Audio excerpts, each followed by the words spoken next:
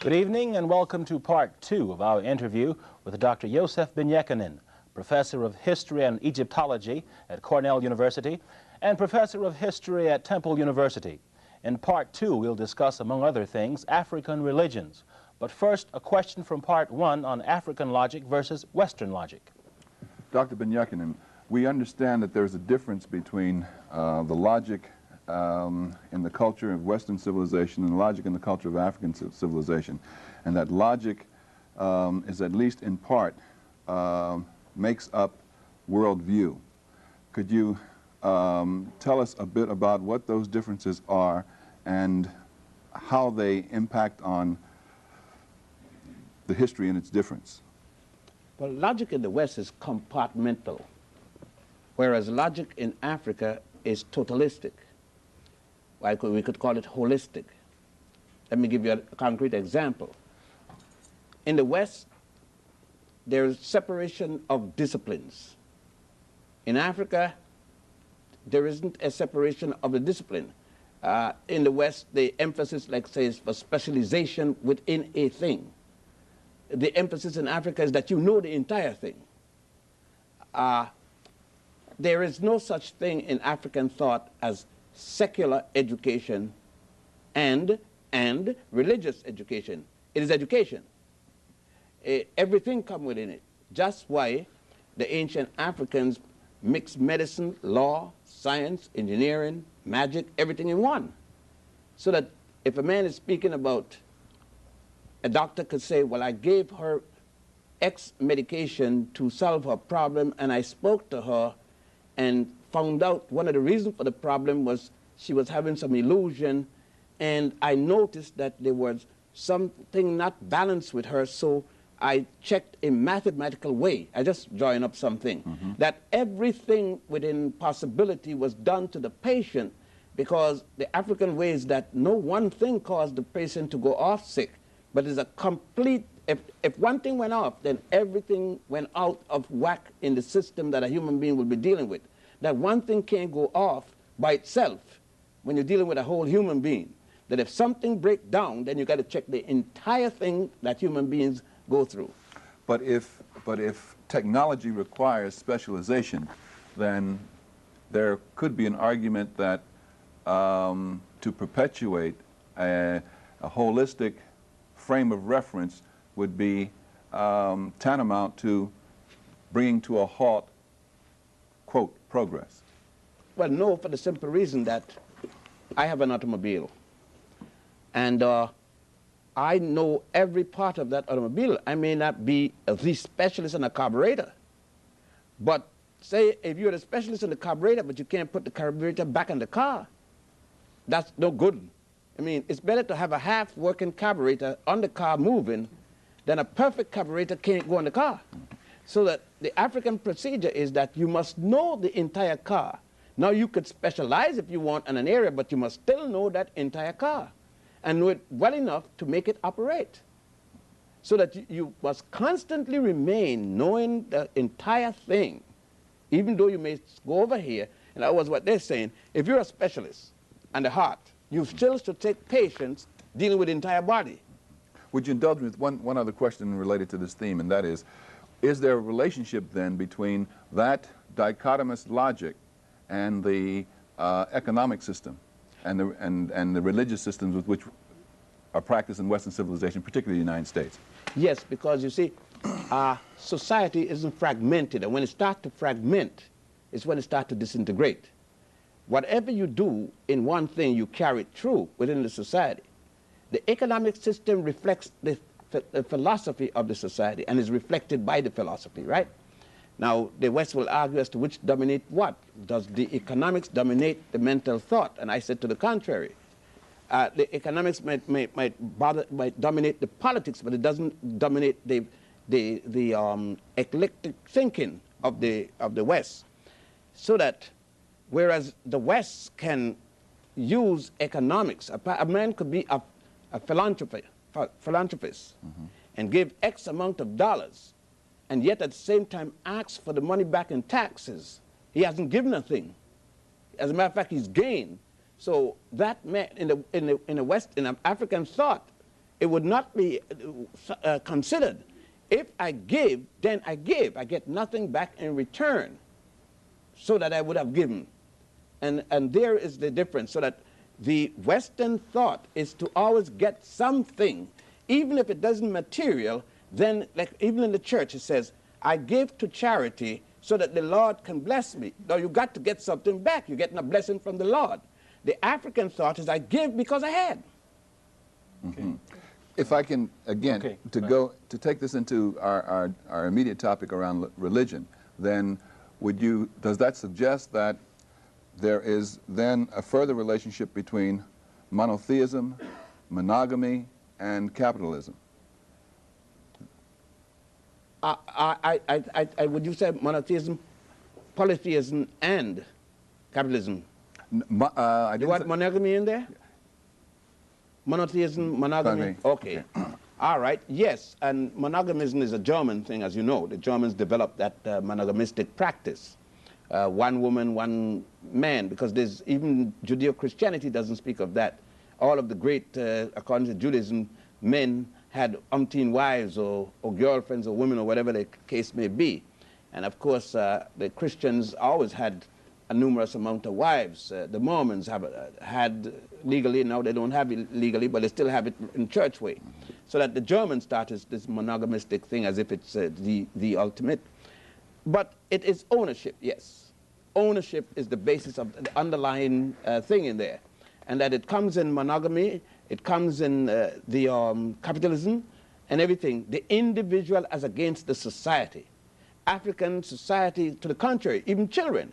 In African society, I can whip your child if you're in that society, as long as I'm an adult and that's a child, and there's nothing you can do about it. In African society, let's say you hit the numbers. Then all of your cousins come home because you hit the number.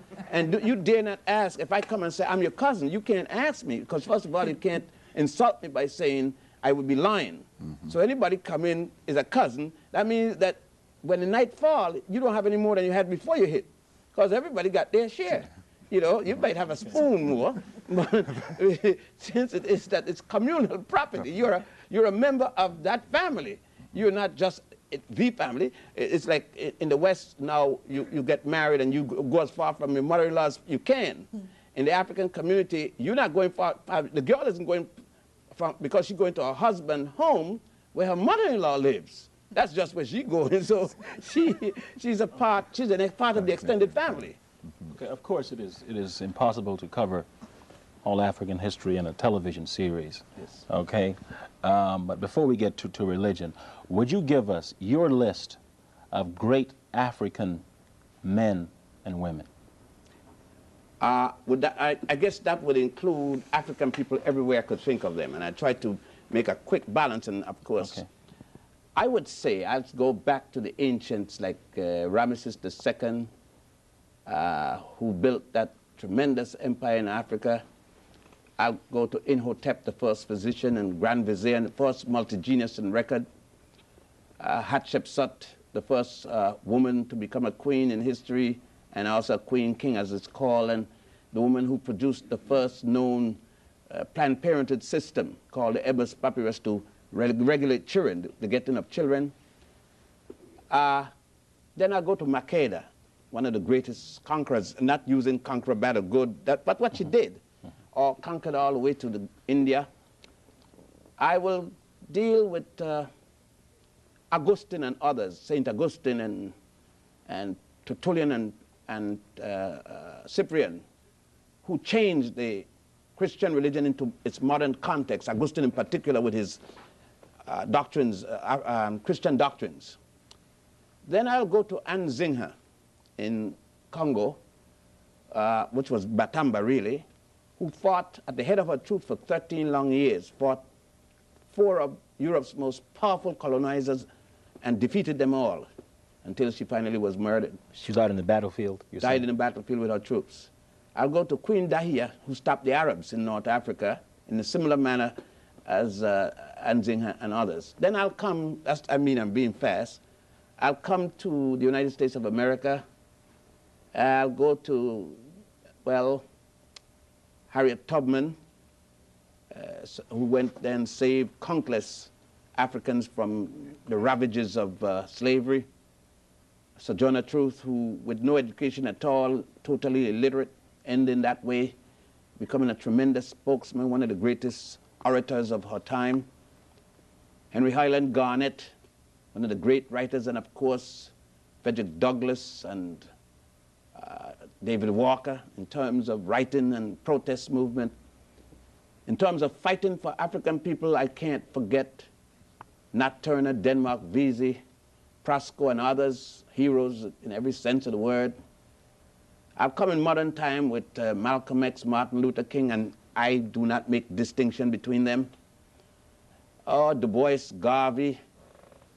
Oh, I can't forget that little woman who refused to get up off the bus, Rosa Parks and others. And then I'll go down in the Caribbean and pick up a woman they call Queen Mary Bottombelly and Ellen Fairbairn, three women who fought against Denmark, England, Spain, and Holland, and for 7 years looking for independence. I'll take Bachman, Neg Yosef, and Macandal, the people who started the Haitian Revolution before Toussaint Louverture got into it, and Toussaint, of course, and Christopher. Oh, I'll look at the Maroons in Jamaica, who fought and took away Jamaica one time from the British and forced the British into treaty. I can think of so many more. Booker T. Washington, you know, people play him cheap, but Tuskegee Institute was not a slouch and still isn't.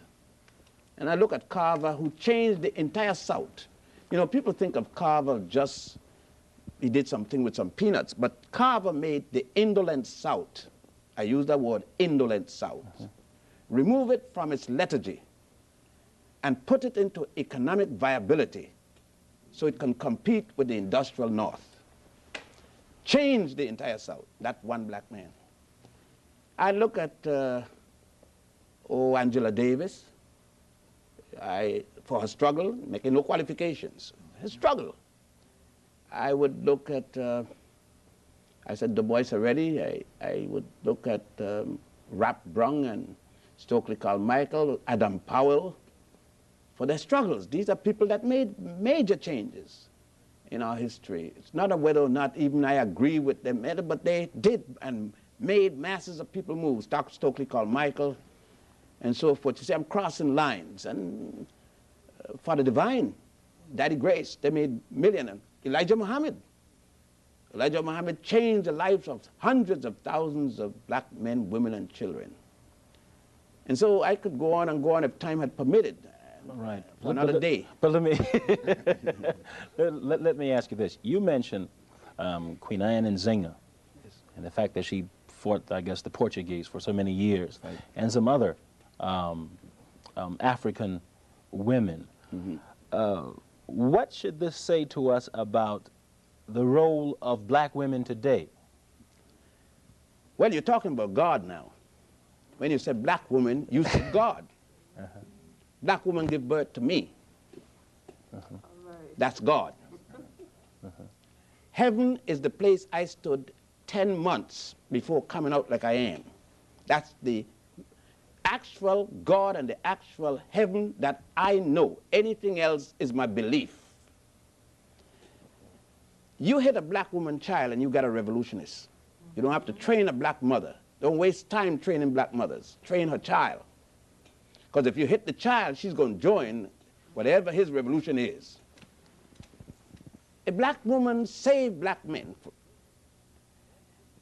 There was a time when we couldn't walk straight. You couldn't, this TV place would never watch you in the door. You couldn't enter the door at one time. You know it, you know, and I know it. Little people tore up some buildings and you're in the door. That don't mean you're going to be in the door forever. But that little black woman, Rosa Parks, is what I'm talking about. It's really what I'm talking about. It's Martin Luther King's mother that forced him into the movement, you know. Martin returned it down twice. But old Mrs. King said, get out there. I didn't send you up there to be on a holiday. Get out there, Junior. That's right. You see, when black men had to go to the field, it is that black mama that told her daughter, now you got to go to college and teach your brother in the night. So the black women have taken the burden when the time was necessary. She's never backed up. And now when the black men getting money and deserting her, she still don't desert her children. So I got nothing but praise for her. Okay. See, one was my mother, one is my wife, 6 of them are my daughters, and I got umpteen granddaughters. Not that comparison is necessary, but yes. Okay, just for the purpose of instructing. How would you say black women, okay, fit into this current women's lib thing?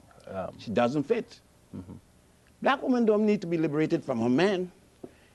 I mean, she doesn't need liberation in terms of work. You see, the liberation woman said that she has not been fulfilled in the work area. Man, black women have had to work morning, noon, and night. I mean, most of the time she's had to carry the household. And today, when the black man catching hell and got to run, she's got to take care of the family. So for her to talk about the women's liberation movement is a movement where women feel that they're not fulfilled. But look, black women is overfilled. So she doesn't need to go into that thing. That thing is for women who frustrated with men. And I'm sure that the black woman isn't frustrated with her man yet. And I hope she never gets to that point. So it will damage her. I mean, what black woman, here they tell you, I don't need a man to help me cross the street. I hope black women ain't that stupid. If I was a black woman, a man want to help me through the street, that's extra help I got. And if you want to buy my food in the restaurant, that's money, I got more money in the bank. I hope I'm appealing to all black women not to let that nonsense mess them up. See, a job is a different thing. If a black woman is working in a TV studio like you, she has a right to get the same salary doing the same job. Nobody's talking about that. But when you're talking about, you know, you're going to liberate yourself from your man, you got a big fight with the man, and I'm the same like the man, well, then we should go in the same toilet at the same time. We should go use the same underwears, you know, with the frittles and so forth. You know, let's put it down where it is. I guess my question is, really was, historically, what differences do you see between the kinds of role white women have played and the kinds of roles black women have played? Totally two different roles altogether. White women have been up there on the top with her man. It's just that he has kept her down one notch, but she's still over the black woman. She's over the black man. And the black man had been over the black woman in status. But the point is this, that historically, now what they have been doing is that they now could use the black woman to club the black woman, the white woman. Because if you hire a black woman, you also got a minority, and you got, so that the white woman can't get the job either. So you satisfy two different things with the black woman now, so that they're using her as the club in the reverse, and all of these different kinds of things. Okay, let's get back to you got okay. Yeah, I've got a question relative to religion. Getting back to the subject of religion. Well, let me cut you a minute. Let me cut you a minute. Okay. For many people, the relationship between Arabs and Africans is confusing. Would you give us an historical view of the relationship between the Arabs and Africans? The Arabs came to Africa, no doubt, as slave masters even before the Europeans. Came in 640 with the jihads. The Africans know that history. The Africans aren't stupid about it. The Europeans came in 1506 as slave masters. But what has happened since that time to now is that the Arabs were equally colonized like the Africans by the same colonizers. Now, the Arabs then and the Africans found it mutual to their benefit for a coalition with each other because they have a common enemy. Their previous colonial masters that just leaving, and there's neo-colonialism still going on, is the Westerner, whether he's Christian, Jewish, atheist, or what. He is a Westerner that have just had both of them in colonial holding. So that the coalition being made by the Africans and the Arabs isn't stupid to know that the Arabs are still controlling North Africa as a conqueror. But for the time being, the African is going to deal with him eventually on that issue. But they both have to deal with the European as the conqueror because he's the prevailing conqueror. if a man got a penknife to my throat and another man is coming with a machine gun 2 blocks away, I'm dealing with a penknife. It's right up against my throat. And maybe the machine gun may jam. But you see, I got to get the penknife away before I could deal with the machine gun. First thing first. And so the Africans have no choice but to deal with the Arabs as a better friend than he could deal with the West right now. Okay. Yeah. Aside from the status of conqueror and conquering, what are some of the reasons for the so-called appeal of and the spread of Islam in some of the African countries? Well, the spread of Islam will go on now because the frustration of European Christianity, the lies that the missionaries brought, the behavior of the missionaries as missionaries, the missionaries coming with forked tongue, first of all saying that they had a different Christianity when Christianity came from Africa and Asia with Pantheist and Boethius. The whole Jesus had never been in Europe once. He was in Africa and Asia. That's why he teach according to even Christian teachings. And all of these, the fact that Christianity have been aligned with the colonial powers and still is aligned. Christianity is what motivates South Africa. They're Calvinists. Huh? And Judaism in South Africa, the Jews of South Africa are no different in behaving than the Christians in South Africa. They don't behave as Jews or Christians, they behave as whites. So that the hypocrisy of Christianity in Africa has made many Africans go over to try Islam, since Islam is a power force. They're not joining Islam for love, but you're joining for a power force. Islam equally represents oil. You get what I'm saying?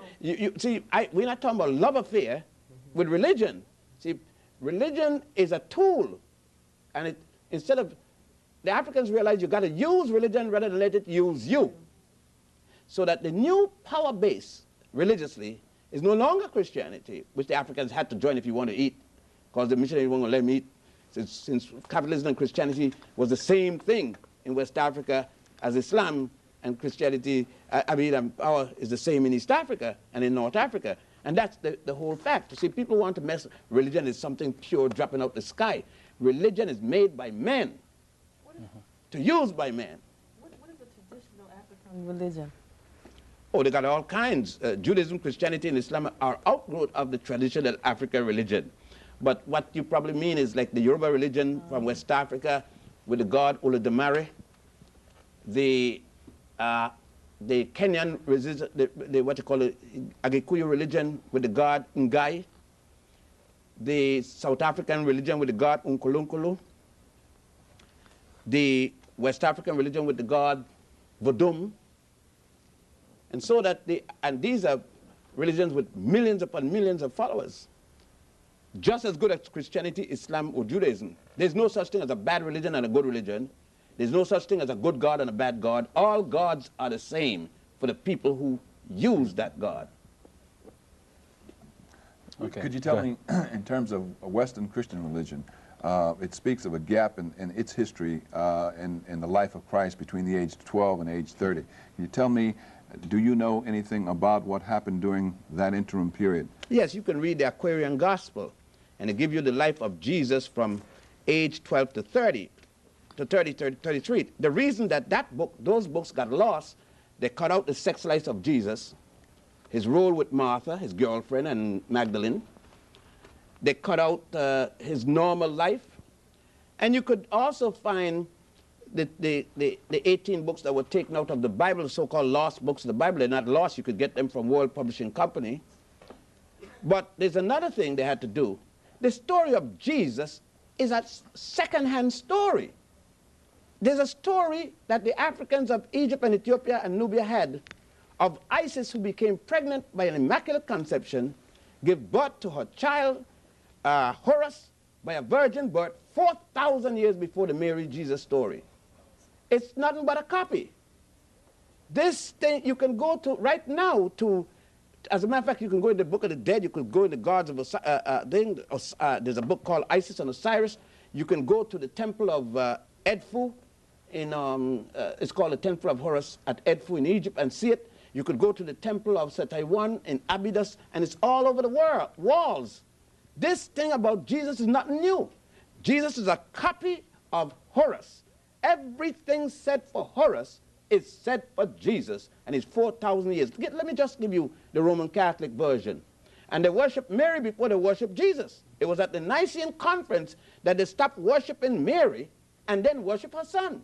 What about the Nicene Conference? The Nicene Conference was in 323 when Constantine, the Roman emperor, ordered 219 bishops to a place called Nicaea to discuss. They were arguing against each other, killing each other, literally killing each other.